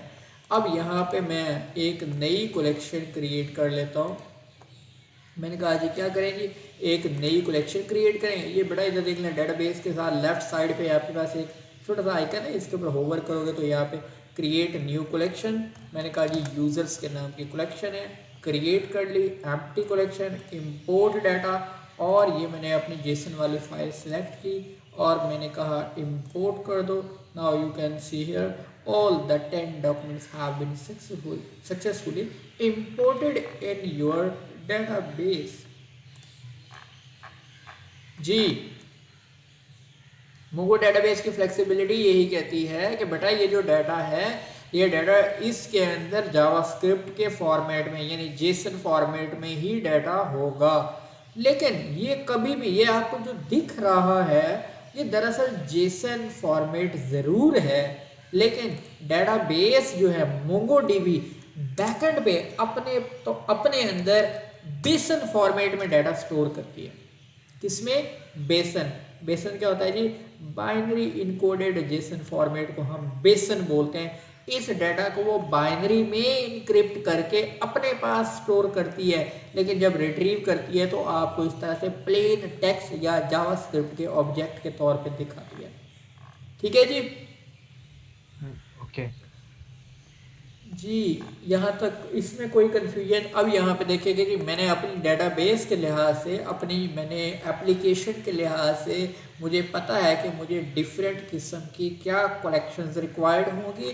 उन कलेक्शंस मैंने कलेक्शंस क्रिएट करके उसके अंदर हर एक के अंदर डमी डाटा ऐड कर लिया। अगर मेरे पास पहले से डाटा मौजूद है तो मैं इसके अंदर इंपोर्ट भी कर सकता हूँ और इनफैक्ट आप यहाँ से भी डाटा एक्सपोर्ट कर सकते हैं। जैसे मेरे पास प्रोडक्ट्स हैं तो मैंने कहा जी एक्सपोर्ट क्या करना है, पूरी की पूरी कलेक्शन करनी है या वो डाटा जो आप इस वक्त देख रहे हो वो आपने, मैं कहता हूँ जी आप सारा डाटा एक्सपोर्ट कर दो। किस फॉर्मेट के अंदर? जेसन में या सीएसवी में? मैं कहता हूँ जी आप सीएसवी में कर दो, कोई फ़र्क नहीं पड़ता। तो अच्छा, वो यहाँ पे कहता है exporting with the CSV may lose type information and is not suitable for backing up your data. अगर आप बैकअप के तौर पे इसे ले रहे हो तो वो कहते हैं फिर आप मत यूज़ करो, अदरवाइज आप यूज़ कर सकते हो। जेसन सूटेबल फॉर्मेट है क्योंकि नेटिवली आपका डाटा जो है वो जेसन फॉर्मेट के अंदर हैंडल किया जा रहा है इनक्रिप्टेड वे के अंदर, तो आप इसको एक्सपोर्ट कर लो। और मैंने कहा जी एक्सपोर्ट कर दो, ये एक्सपोर्ट हो गया। मैं कहता हूँ फाइल दिखाओ, ये मेरे पास फाइल है। इस फाइल को अगर आप हम सिंपली नोटपैड में ओपन कर लेते हैं तो यू कैन सी हियर, कोई इसमें रॉकेट साइंस नहीं है, एक अरे है, अरे किसकी? ऑब्जेक्ट्स की। ठीक है, you can see here it's just a plain JSON और द जावास्क्रिप्ट ऑब्जेक्ट्स फाइल। इसके अंदर क्या है, एक ये ऑब्जेक्ट है, ऑब्जेक्ट के अंदर अब ये उसकी की है, की इट सेल्फ क्या करती है, एक ऑब्जेक्ट कंटेन करती है। इसके अंदर क्या है जी भाई, ये उसकी आईडी है, आईडी को वो इसी तरह से रखवाते हैं $OID इसकी नाम के साथ। फिर ये प्रोडक्ट आईडी हो, प्रोडक्ट आईडी के अंदर ये वैल्यू हमने रख दी, उसके बाद प्राइस और ये फ्लैट डिटेल्स जो भी थे हमने इस तरह से रखवा दी। ठीक है जी, ये आपने डाटा एक्सपोर्ट कर लिया। इसको सेम वे के अंदर आप अगेन अपनी मोंगो डेटाबेस में किसी भी कलेक्शन में इंपोर्ट कर सकते हैं। ओके। किसी का कोई क्वेश्चन यहाँ तक? यहाँ तक क्लियर है। ओके। ये जो आपकी डेटाबेस थी, ये आपकी कम्युनिटी वर्जन, आपका लोकल सर्वर आपके सिस्टम के ऊपर है। ठीक है, आपने एक तो ये काम करना है कि नेक्स्ट टाइम अपनी एप्लीकेशन के लिहाज से एक कंप्लीट डेटाबेस बना लेनी है। ठीक है, आप डेटाबेस बनाएंगे, उसके अंदर कलेक्शंस बनाएंगे, हर कलेक्शन के अंदर डाटा होना चाहिए। आपको बहुत ही आसान तरीके से आपने देख लिया डाटा इंपोर्ट एक्सपोर्ट की है कैसे किया जा सकता है, वो भी देख लिया, और डाटा को फॉर्मेट भी कर लेना है। जो अननेसेसरी चीज़ें हों वो रिमूव कर लीजिएगा, और यहाँ पे इसको अच्छे से एक्सप्लोर कर लेना है, आपने देख भी लेना है। अब देखें, ये आपके पास वहाँ पे ऑब्जेक्ट के फॉर्म में डाटा था, यहाँ पे ऑटोमेटिकली उसने आपको ये लिस्ट व्यू के अंदर दिखा रहा है। जब ऑब्जेक्ट व्यू में देखोगे तो आपको ऑब्जेक्ट ही नज़र आएगा, ये देखिए। ठीक है, ये ऑब्जेक्ट के फॉर्मेट है। यहाँ पे एक थर्ड व्यू भी है, टेबुलर फॉर्मेट। ठीक है, अब ये टेबुलर फॉर्मेट के अंदर दिखा रहा है कि ये इसकी आईडी है। एड्रेस आपने ऑब्जेक्ट लिया हुआ है, इसके अंदर 5 फील्ड्स हैं, ईमेल और यूज़र नेम, ये इस तरह के किस तरह के फील्ड्स हैं। ठीक है, तो यहाँ पे देखो एड्रेस आपने ऑब्जेक्ट लिया था, तो ऑब्जेक्ट के अंदर ये आपने फर्दर डिटेल्स ली हुई। ठीक हो गया। लेकिन ये अगेन मैं रिपीट कर रहा हूँ, ये डेटाबेस लोकल डेटाबेस है, यानी आपके लोकल डेटाबेस से मतलब सर्वर बेस्ड डेटाबेस ज़रूर है, मोंगो डेटाबेस के कम्युनिटी सर्वर के ऊपर चलेगी, लेकिन ये डेटाबेस आपके सिस्टम पे है। अब अगर आगे चल के जब आप डिप्लॉयमेंट की बात करते हो, आप अपनी एप्लीकेशन को लाइव करने की बात करते हो, आप इस आपकी जो डाटा है आपको कहीं से भी आपको एक्सेसिबल करना हो, जाहिर है जब आपने एप्लीकेशन जिस तरह से, अगर मैं आपको बात कहूँ बहुत ही सिंपल, अभी यहाँ पे किसी ने शेयर किया था ये क्विज़ ऐप। अभी इस क्विज़ ऐप का जो भी डाटा है, ये सिंपल एक डेटाबेस मोंगो डेटाबेस में डाटा हो सकता है, लेकिन वो मोंगो डेटाबेस मेरे सिस्टम के ऊपर तो नहीं होगी। इस डेटाबेस को डिप्लॉय करना चाहिए। डिप्लॉयमेंट के लिए मोंगो डीबी की डिप्लॉयमेंट,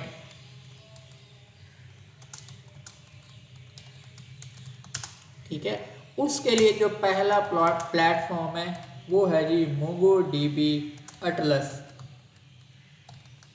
मोंगो डीबी एटलस। इसके अलावा आप Google cloud, एजुर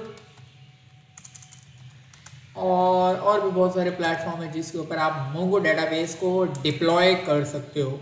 Mongo database Atlas भी जो प्लेटफॉर्म है वो इटसेल्फ आगे गूगल क्लाउड, एजुर या AWS को ही यूज़ करता है। मैं अभी दिखाता हूँ कैसे यूज़ करता है।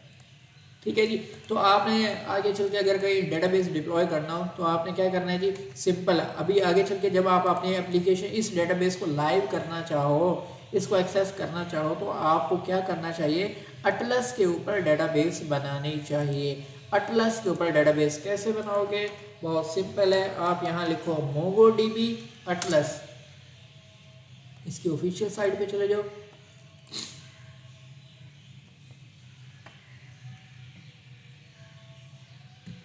यहाँ पे आपने क्या करना है, ट्राई फ्री, ये आपसे रजिस्ट्रेशन करवाएगा जी। आपने क्या करना है, अपना अकाउंट क्रिएट करना है। 2 वेज हैं, या तो आप गूगल की मदद से कर लीजिए या अपनी ईमेल लिख लीजिए। तो यहाँ पे फ़िलहाल मैं टेम्परेरी ईमेल का सहारा लूँगा। आपने टेम्परेरी ईमेल यूज़ नहीं करना, आपने अपना एक्चुअल ईमेल यूज़ करना है। मैं यहाँ पे टेम्परेरी ईमेल यूज़ करूँगा। टेम्परेरी ईमेल डिस्पोजेबल ईमेल होते हैं, कुछ देर के लिए रहेगा। जैसे ये मैं ब्राउज़र बंद कर दूँगा तो ये ईमेल मेरा डिस्कार्ड हो जाएगा, ठीक है, ख़त्म हो जाएगा। तो ये डाटा अब मैं यहाँ पे नेम ओके, लेट्स से जी मैं अपना नाम ही सिलेक्ट कर लेता हूँ। ओके जी, मैंने कंपनी सेलेक्ट कर ली, ये मेरा ईमेल एड्रेस है और ये मैंने अपना पासवर्ड सेट कर दिया। Agreed with the policies terms and conditions.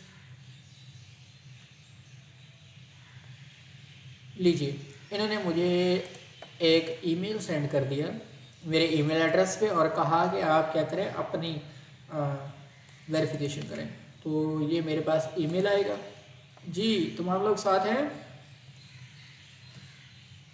जी, साथ जी में। सर। अच्छा जी, तो ये मुझे ईमेल आ गया। मैंने ईमेल का लिंक कॉपी कर लेता हूँ, कॉपी लिंक, और मैं इधर ही जाके इसको वेरीफाई कर लेता हूँ। अगर अदरवाइज़ मैं उस पर क्लिक करूँगा तो वो नई विंडो में ओपन कर देगा। तो ईमेल वेरीफाई हो गई, कंटिन्यू कर लीजिए। लीजिए, वेलकम। अब आपसे ये कुछ मार्केटिंग से रेलेवेंट अपनी प्रोडक्ट को बेहतर बनाने के लिए कुछ आपसे क्वेश्चंस लेगा। आपका प्राइमरी गोल क्या है? लेट्स से मैं क्या करना चाह रहा हूँ, मैं एक नया प्रोजेक्ट बनाना चाह रहा हूँ। आप मोंगो डेटाबेस को कैसे जानते हैं? मैं कह रहा हूँ लाइक न्यू, मतलब कि आप इसके साथ कितना एक्सपीरियंस है। मैं कहता हूँ न्यू टू मोंगो डेटाबेस। आप अपने लिहाज से सेलेक्ट कर सकते हैं। वैसे मैं अपने लिहाज से बेहतर मोर देन अ ईयर करूँगा। तो वो कहते हैं जी आप किस लैंग्वेज के साथ काम करना चाहेंगे मोंगो डेटा। ये जस्ट वो अपनी इंफॉर्मेशन के लिए ले रहे हैं और कुछ नहीं है। आगे चल के इनका कोई रोल नहीं होगा। यहाँ पे आप देख सकते हो मोंगो डेटाबेस किसी भी बैकएंड की लैंग्वेज के साथ कनेक्ट कर सकते हो। सी शार्प, C++, गो, जावा, जावास्क्रिप्ट। हम चूँकि जावास्क्रिप्ट यूज़ करेंगे तो मैंने नोड.js सेलेक्ट कर लिया। वो कहता है किस किस्म के प्रोजेक्ट बनाओगे। लेट्स से मैं कहता हूँ मैं कोई कस्टमर या यूज़र प्रोफाइल से रेलिवेंट प्रोजेक्ट बनाऊँगा। ओके, वो कहता है जी आप इसके ऊपर किस तरह की एप्लीकेशन आर्किटेक्चर क्या होगा। तो मैं यहाँ पे कह देता हूँ लेट्स से जी मैं मोबाइल ऐप के लिए बना रहा हूँ एंड दैट्स ऑल। ये मैंने ऑप्शन सेलेक्ट कर लिए। आप इनको अपने लिहाज से फिल कर लेंगे। These are just for the marketing purpose to make a better experience. Okay, finish करते हैं। फिनिश करने के बाद डिप्लॉय यूर डेटाबेस। आप अपने डेटाबेसेस को कहाँ डिप्लॉय करना चाह रहे हैं। These two services are the paid services, we will ignore it, we will go for the M0। M0 is a free service. इसके अंदर 512 MB की डेटाबेसेस आप बना सकते हैं। CPU और RAM आपके पास फ्री में, मतलब शेयर्ड है और फ्री में मिलेंगी। अब ये जो डेटाबेस का आपका ये जो डेटाबेस आप डिप्लॉय करोगे, ये जो क्लस्टर बनाओगे, कहाँ आप अपलोड करना चाहते हो, ये ऑटोमेटिकली बैकएंड के ऊपर करता है। इसका हमसे जस्ट हमने ऑप्शन सेलेक्ट करना है, AWS, गूगल क्लाउड या एजोर। तो मैं यहाँ से गूगल क्लाउड सेलेक्ट कर लेता हूँ और यहाँ से अब आपने मोस्ट नियरेस्ट जो आपको लोकेशन लगता है वो आप सेलेक्ट कर लो। तो ये बेहतर आपकी कह लें कि सर्विसेज के लिए होता है। जियो लोकेशन आप नज़दीक के सेलेक्ट करें। क्लस्टर का नाम क्या रखना चाहेंगे? NXB dash class cluster, invalid name. चलो जी, मैंने इसके दरम्यान डैश दे दिया। ठीक है, NXB क्लास क्लस्टर मैंने इसका नाम दे दिया। ठीक है जी, ओके जी, इसको क्रिएट करें।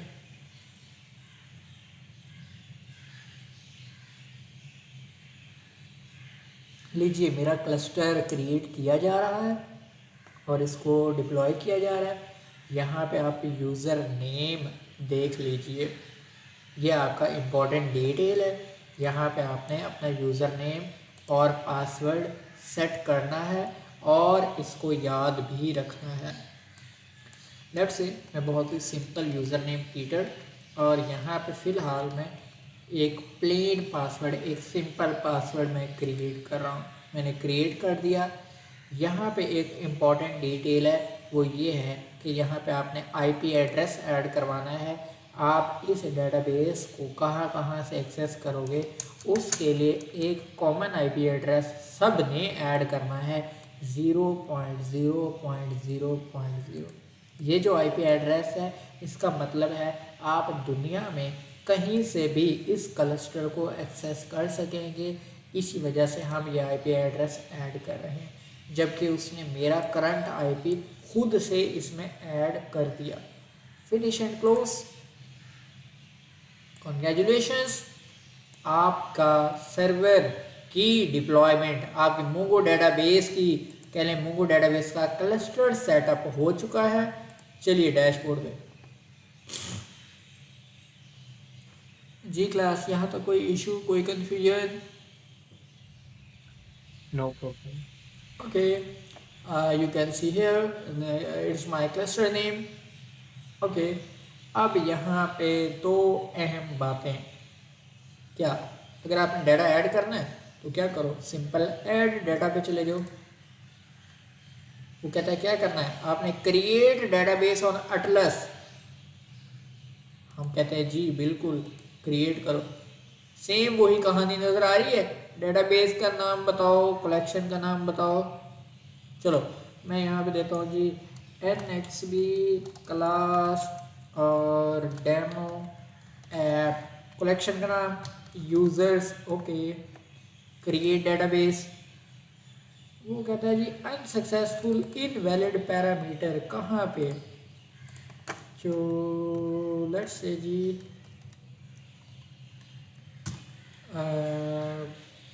मैं कहता हूँ जी database name NXB underscore demo app, collection name users, create. Unsuccessful deployment invalid parameter, किस चीज़ का? आई थिंक कलेक्शन में एस को आगे खुद नहीं ऐड करता। वो तो बात की बात है। नहीं, यहाँ पे तो हम कर ही सकते हैं। यहाँ पे लेट्स से मैं कहता हूँ प्रोडक्ट्स। ओके, चलो अगर हम कहें प्रोडक्ट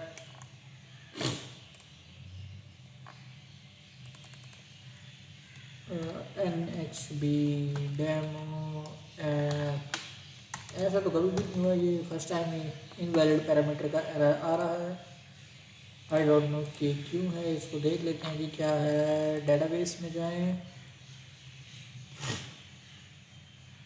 ये कुछ दिनों में मेरा आईपी एड्रेस ब्लॉक कर देंगे, क्योंकि मैं इसके ऊपर जितनी दफ़ा पढ़ाता हूँ उतनी दफ़ा मैं टेम्परेरी ईमेल यूज़ करता हूँ। और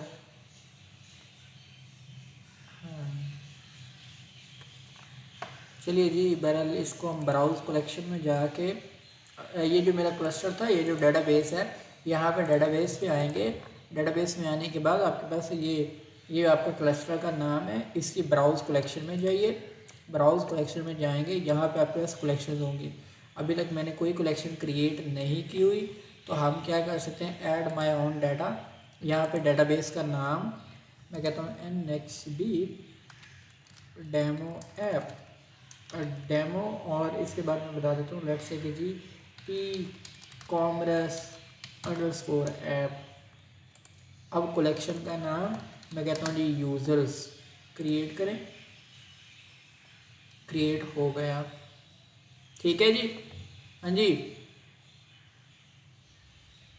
ओके, अगेन अब यहाँ पे इंसर्ट डॉक्यूमेंट, आपके पास सेम ऑप्शन अवेलेबल है, वही डिटेल्स। यहाँ से आपने सारे काम वैसे ही कर सकते हो। ये आपका डेटाबेस की ऑनलाइन रेपोजिटरी है, ये डिप्लॉयड डेटाबेस है। लेकिन यहाँ पे आपको एक बहुत बड़ा प्रॉब्लम होगा, वो ये कि आप इसके ऊपर यहाँ से डाटा इंपोर्ट एक्सपोर्ट नहीं कर सकते।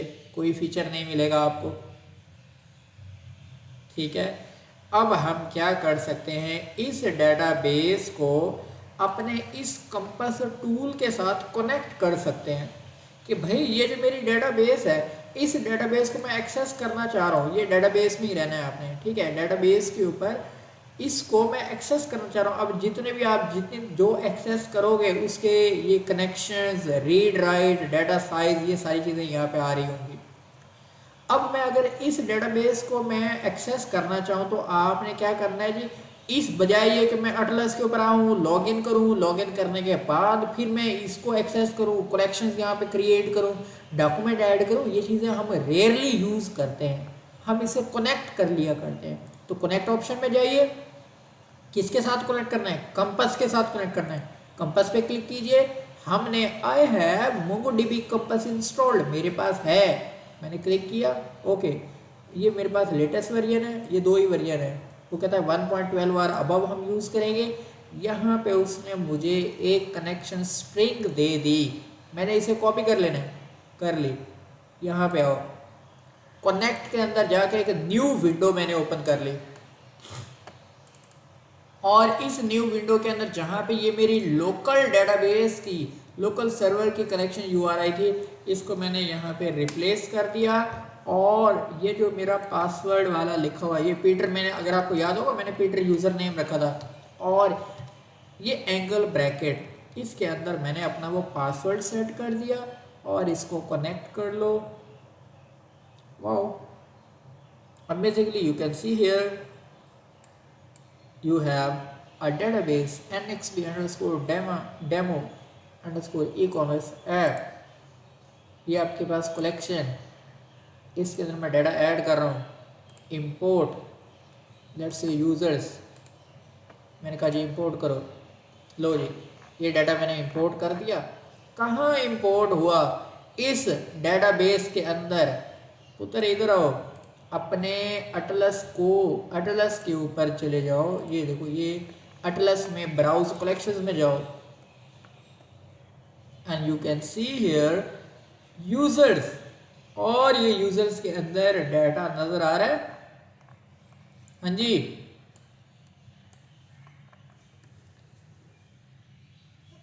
भाई किधर चले गए हैं सारे लोग? यस सर, क्लियर है। एक और बाकी लोग please raise your concern, if you have any doubt you can ask any question. जी प्लीज गाइस, आपका फीडबैक रिक्वायर्ड है। यहाँ तक कोई कंफ्यूजन, कोई डाउट है? No sir. Okay, well done. तो अब आप सक्सेसफुली देख सकते हो कि ये मेरी मोंगो डेटाबेस अटलस, जो इनफैक्ट जो मेरी डेटाबेस है मोंगो डेटाबेस, उसको मैंने डिप्लॉय भी कर दिया अटलस के ऊपर successfully. I have created a database on the atlas server. अब ये वाली डेटाबेस है, इसको मैंने कंपास के साथ कनेक्ट कर लिया ताकि मैं इसको यूज़ आसानी के साथ इसके अंदर डाटा इंपोर्ट एक्सपोर्ट कर लूँ, और आगे चल के मेरे ऑपरेशन होंगे वो मैं हैंडल कर पाऊँ, इसलिए कंपास टूल यूज़ होता है। जबकि अटलस क्या है, एक प्लेटफॉर्म है डेटाबेस की डिप्लॉयमेंट के लिए। ठीक है जी? हाँ जी, यस सर। ओके जी। तो आज के हमारे सेशन के अंदर हमने ये डिटेल्स के ऊपर बात कर ली। अच्छा, यहाँ पे मोंगो डेटाबेस आपने पढ़नी भी है थोड़ी सी, at least learn some theoretical concepts also, कि मोंगो डीबी दरअसल है क्या चीज़। तो कहाँ से पढ़ोगे? इसकी official, what is Mongo DB, इसकी ऑफिशियल डॉक्यूमेंटेशन से पढ़ लो। ठीक है जी।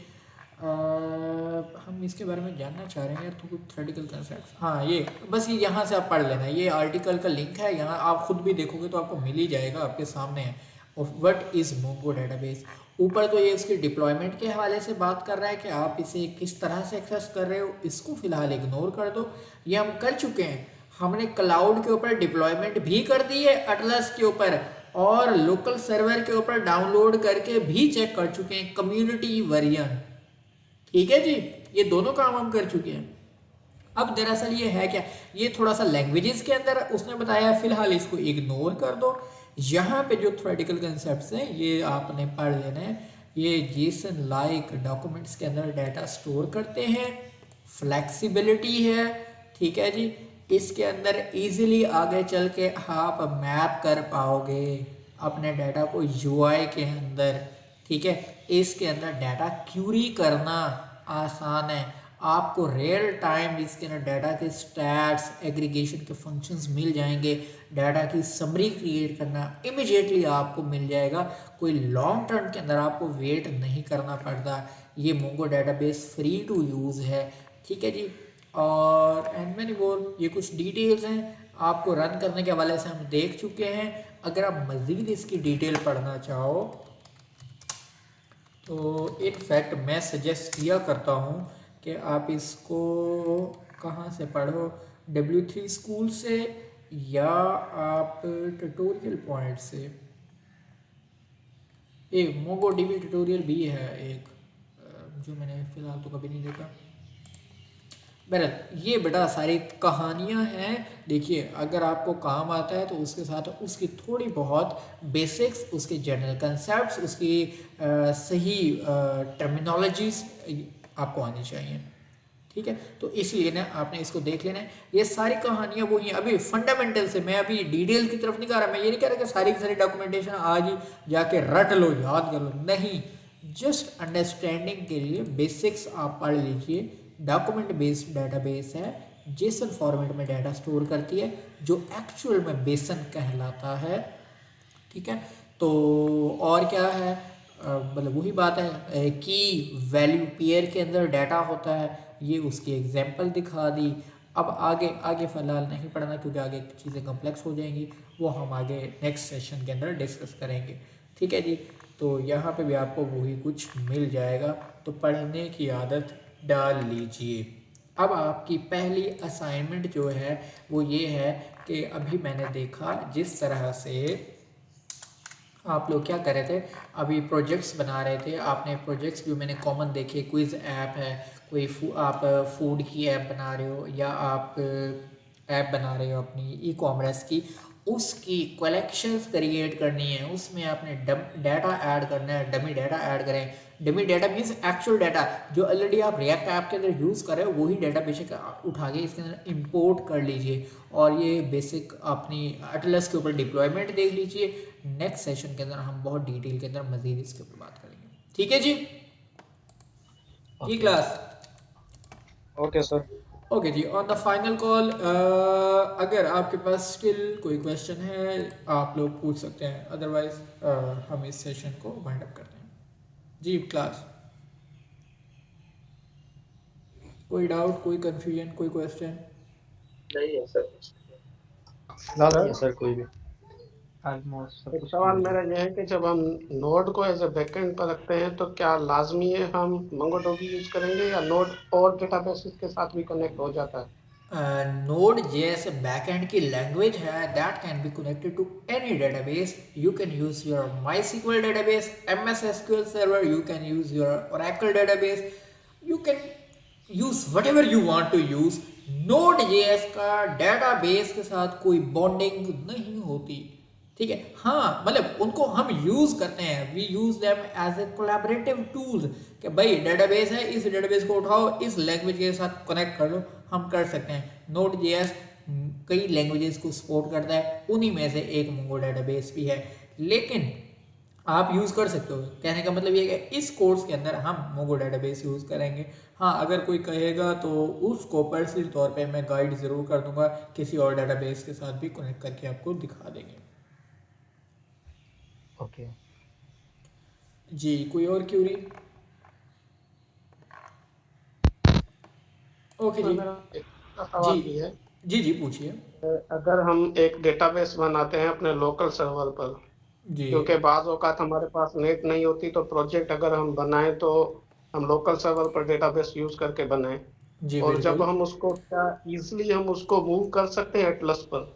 ऑब्वियसली आप उसको इंपोर्ट एक्सपोर्ट कर सकते हो। आप यहाँ पे देखें हम लोगों ने क्या किया जी, अगर मैं अपने क्लस्टर के ऊपर जाऊँ तो यहाँ पे किधर गया, ये देखिए यहाँ पे मैंने एक पूरी कलेक्शन इंपोर्ट कर ली। हाँ यहाँ पे आपको ये देखना पड़ेगा क्या हम यहाँ पे डेटाबेस इंपोर्ट कर सकते हैं। कंप्लीटली डेटाबेस इंपोर्ट नहीं, अब डेटाबेस तो आपको यहाँ से मैन्युअली क्रिएट करनी पड़ेगी। एक डेटाबेस आपने क्रिएट कर ली, उसके बाद कलेक्शंस आपने यहाँ पे इंपोर्ट कर सकते हो बस। तो अब ये जो मैं अभी ये मेरा क्लस्टर कौन सा है, लोकल होस्ट वाला है, ये लोकल होस्ट का क्लस्टर है। अभी मैंने कनेक्ट किया था, अगेन कनेक्ट कर लेते हैं। लेट्स से मैं इसको कनेक्ट टू न्यू विंडो, और ये मेरे रीसेंट के अंदर क्लस्टर आ रहा है जो मैंने अभी ऑनलाइन क्रिएट किया था, उसको कनेक्ट करो। ये मेरे कंपस के साथ कनेक्ट हो गया। अब मैं इसके अंदर डेटाबेस यहाँ पे भी अगर नई डेटाबेस क्रिएट कर सकता हूँ, ये देखो ना, मैंने कहा जी न्यू डेटाबेस क्रिएट को उसकी कलेक्शन नाम दोगे तो ये मेरे एटलस के ऊपर ही सारे ऑपरेशंस परफॉर्म किए जा रहे हैं जी। मीन्स कि एक दफ़ा हमें अपने एटलस के साथ अपने लोकल डेटाबेस को कनेक्ट करना पड़ता है। जब नहीं एक दफ़ा बेटा जी, नहीं मिक्स कर रहे हो चीज़ें, बेटा मिक्स कर रहे हो। देखो ये कंपास है, कंपास के साथ अटलस की डेटाबेस को कनेक्ट करते हो बस। ओके, लोकल जैस तो देखो जो कम्युनिटी वर्जन है वो लोकल सर्वर है, पूरे का पूरा लोकल सर्वर है। ओके, देखो ये वाली जो NXB ई कॉमर्स ऐप है ये मेरी लोकल डेटाबेस है, ये मेरे सिस्टम के ऊपर है, ये ऑनलाइन नहीं है, ये अटलस ये डिप्लॉयड डेटाबेस नहीं है। अगर कल को मुझे इस डेटाबेस को डिप्लॉय करने में अपनी एप्लीकेशन प्रोडक्शन में लेके जा रहा हूँ, मेरी वो वेब ऐप है कुछ भी है, तो मैं क्या करूँगा इस डेटाबेस को ऑनलाइन डिप्लॉय करूँगा किसके ऊपर, क्लस्टर के ऊपर, अपने इस मोंगोडीबी अटलस के ऊपर। ठीक है, ओके। ओके जी।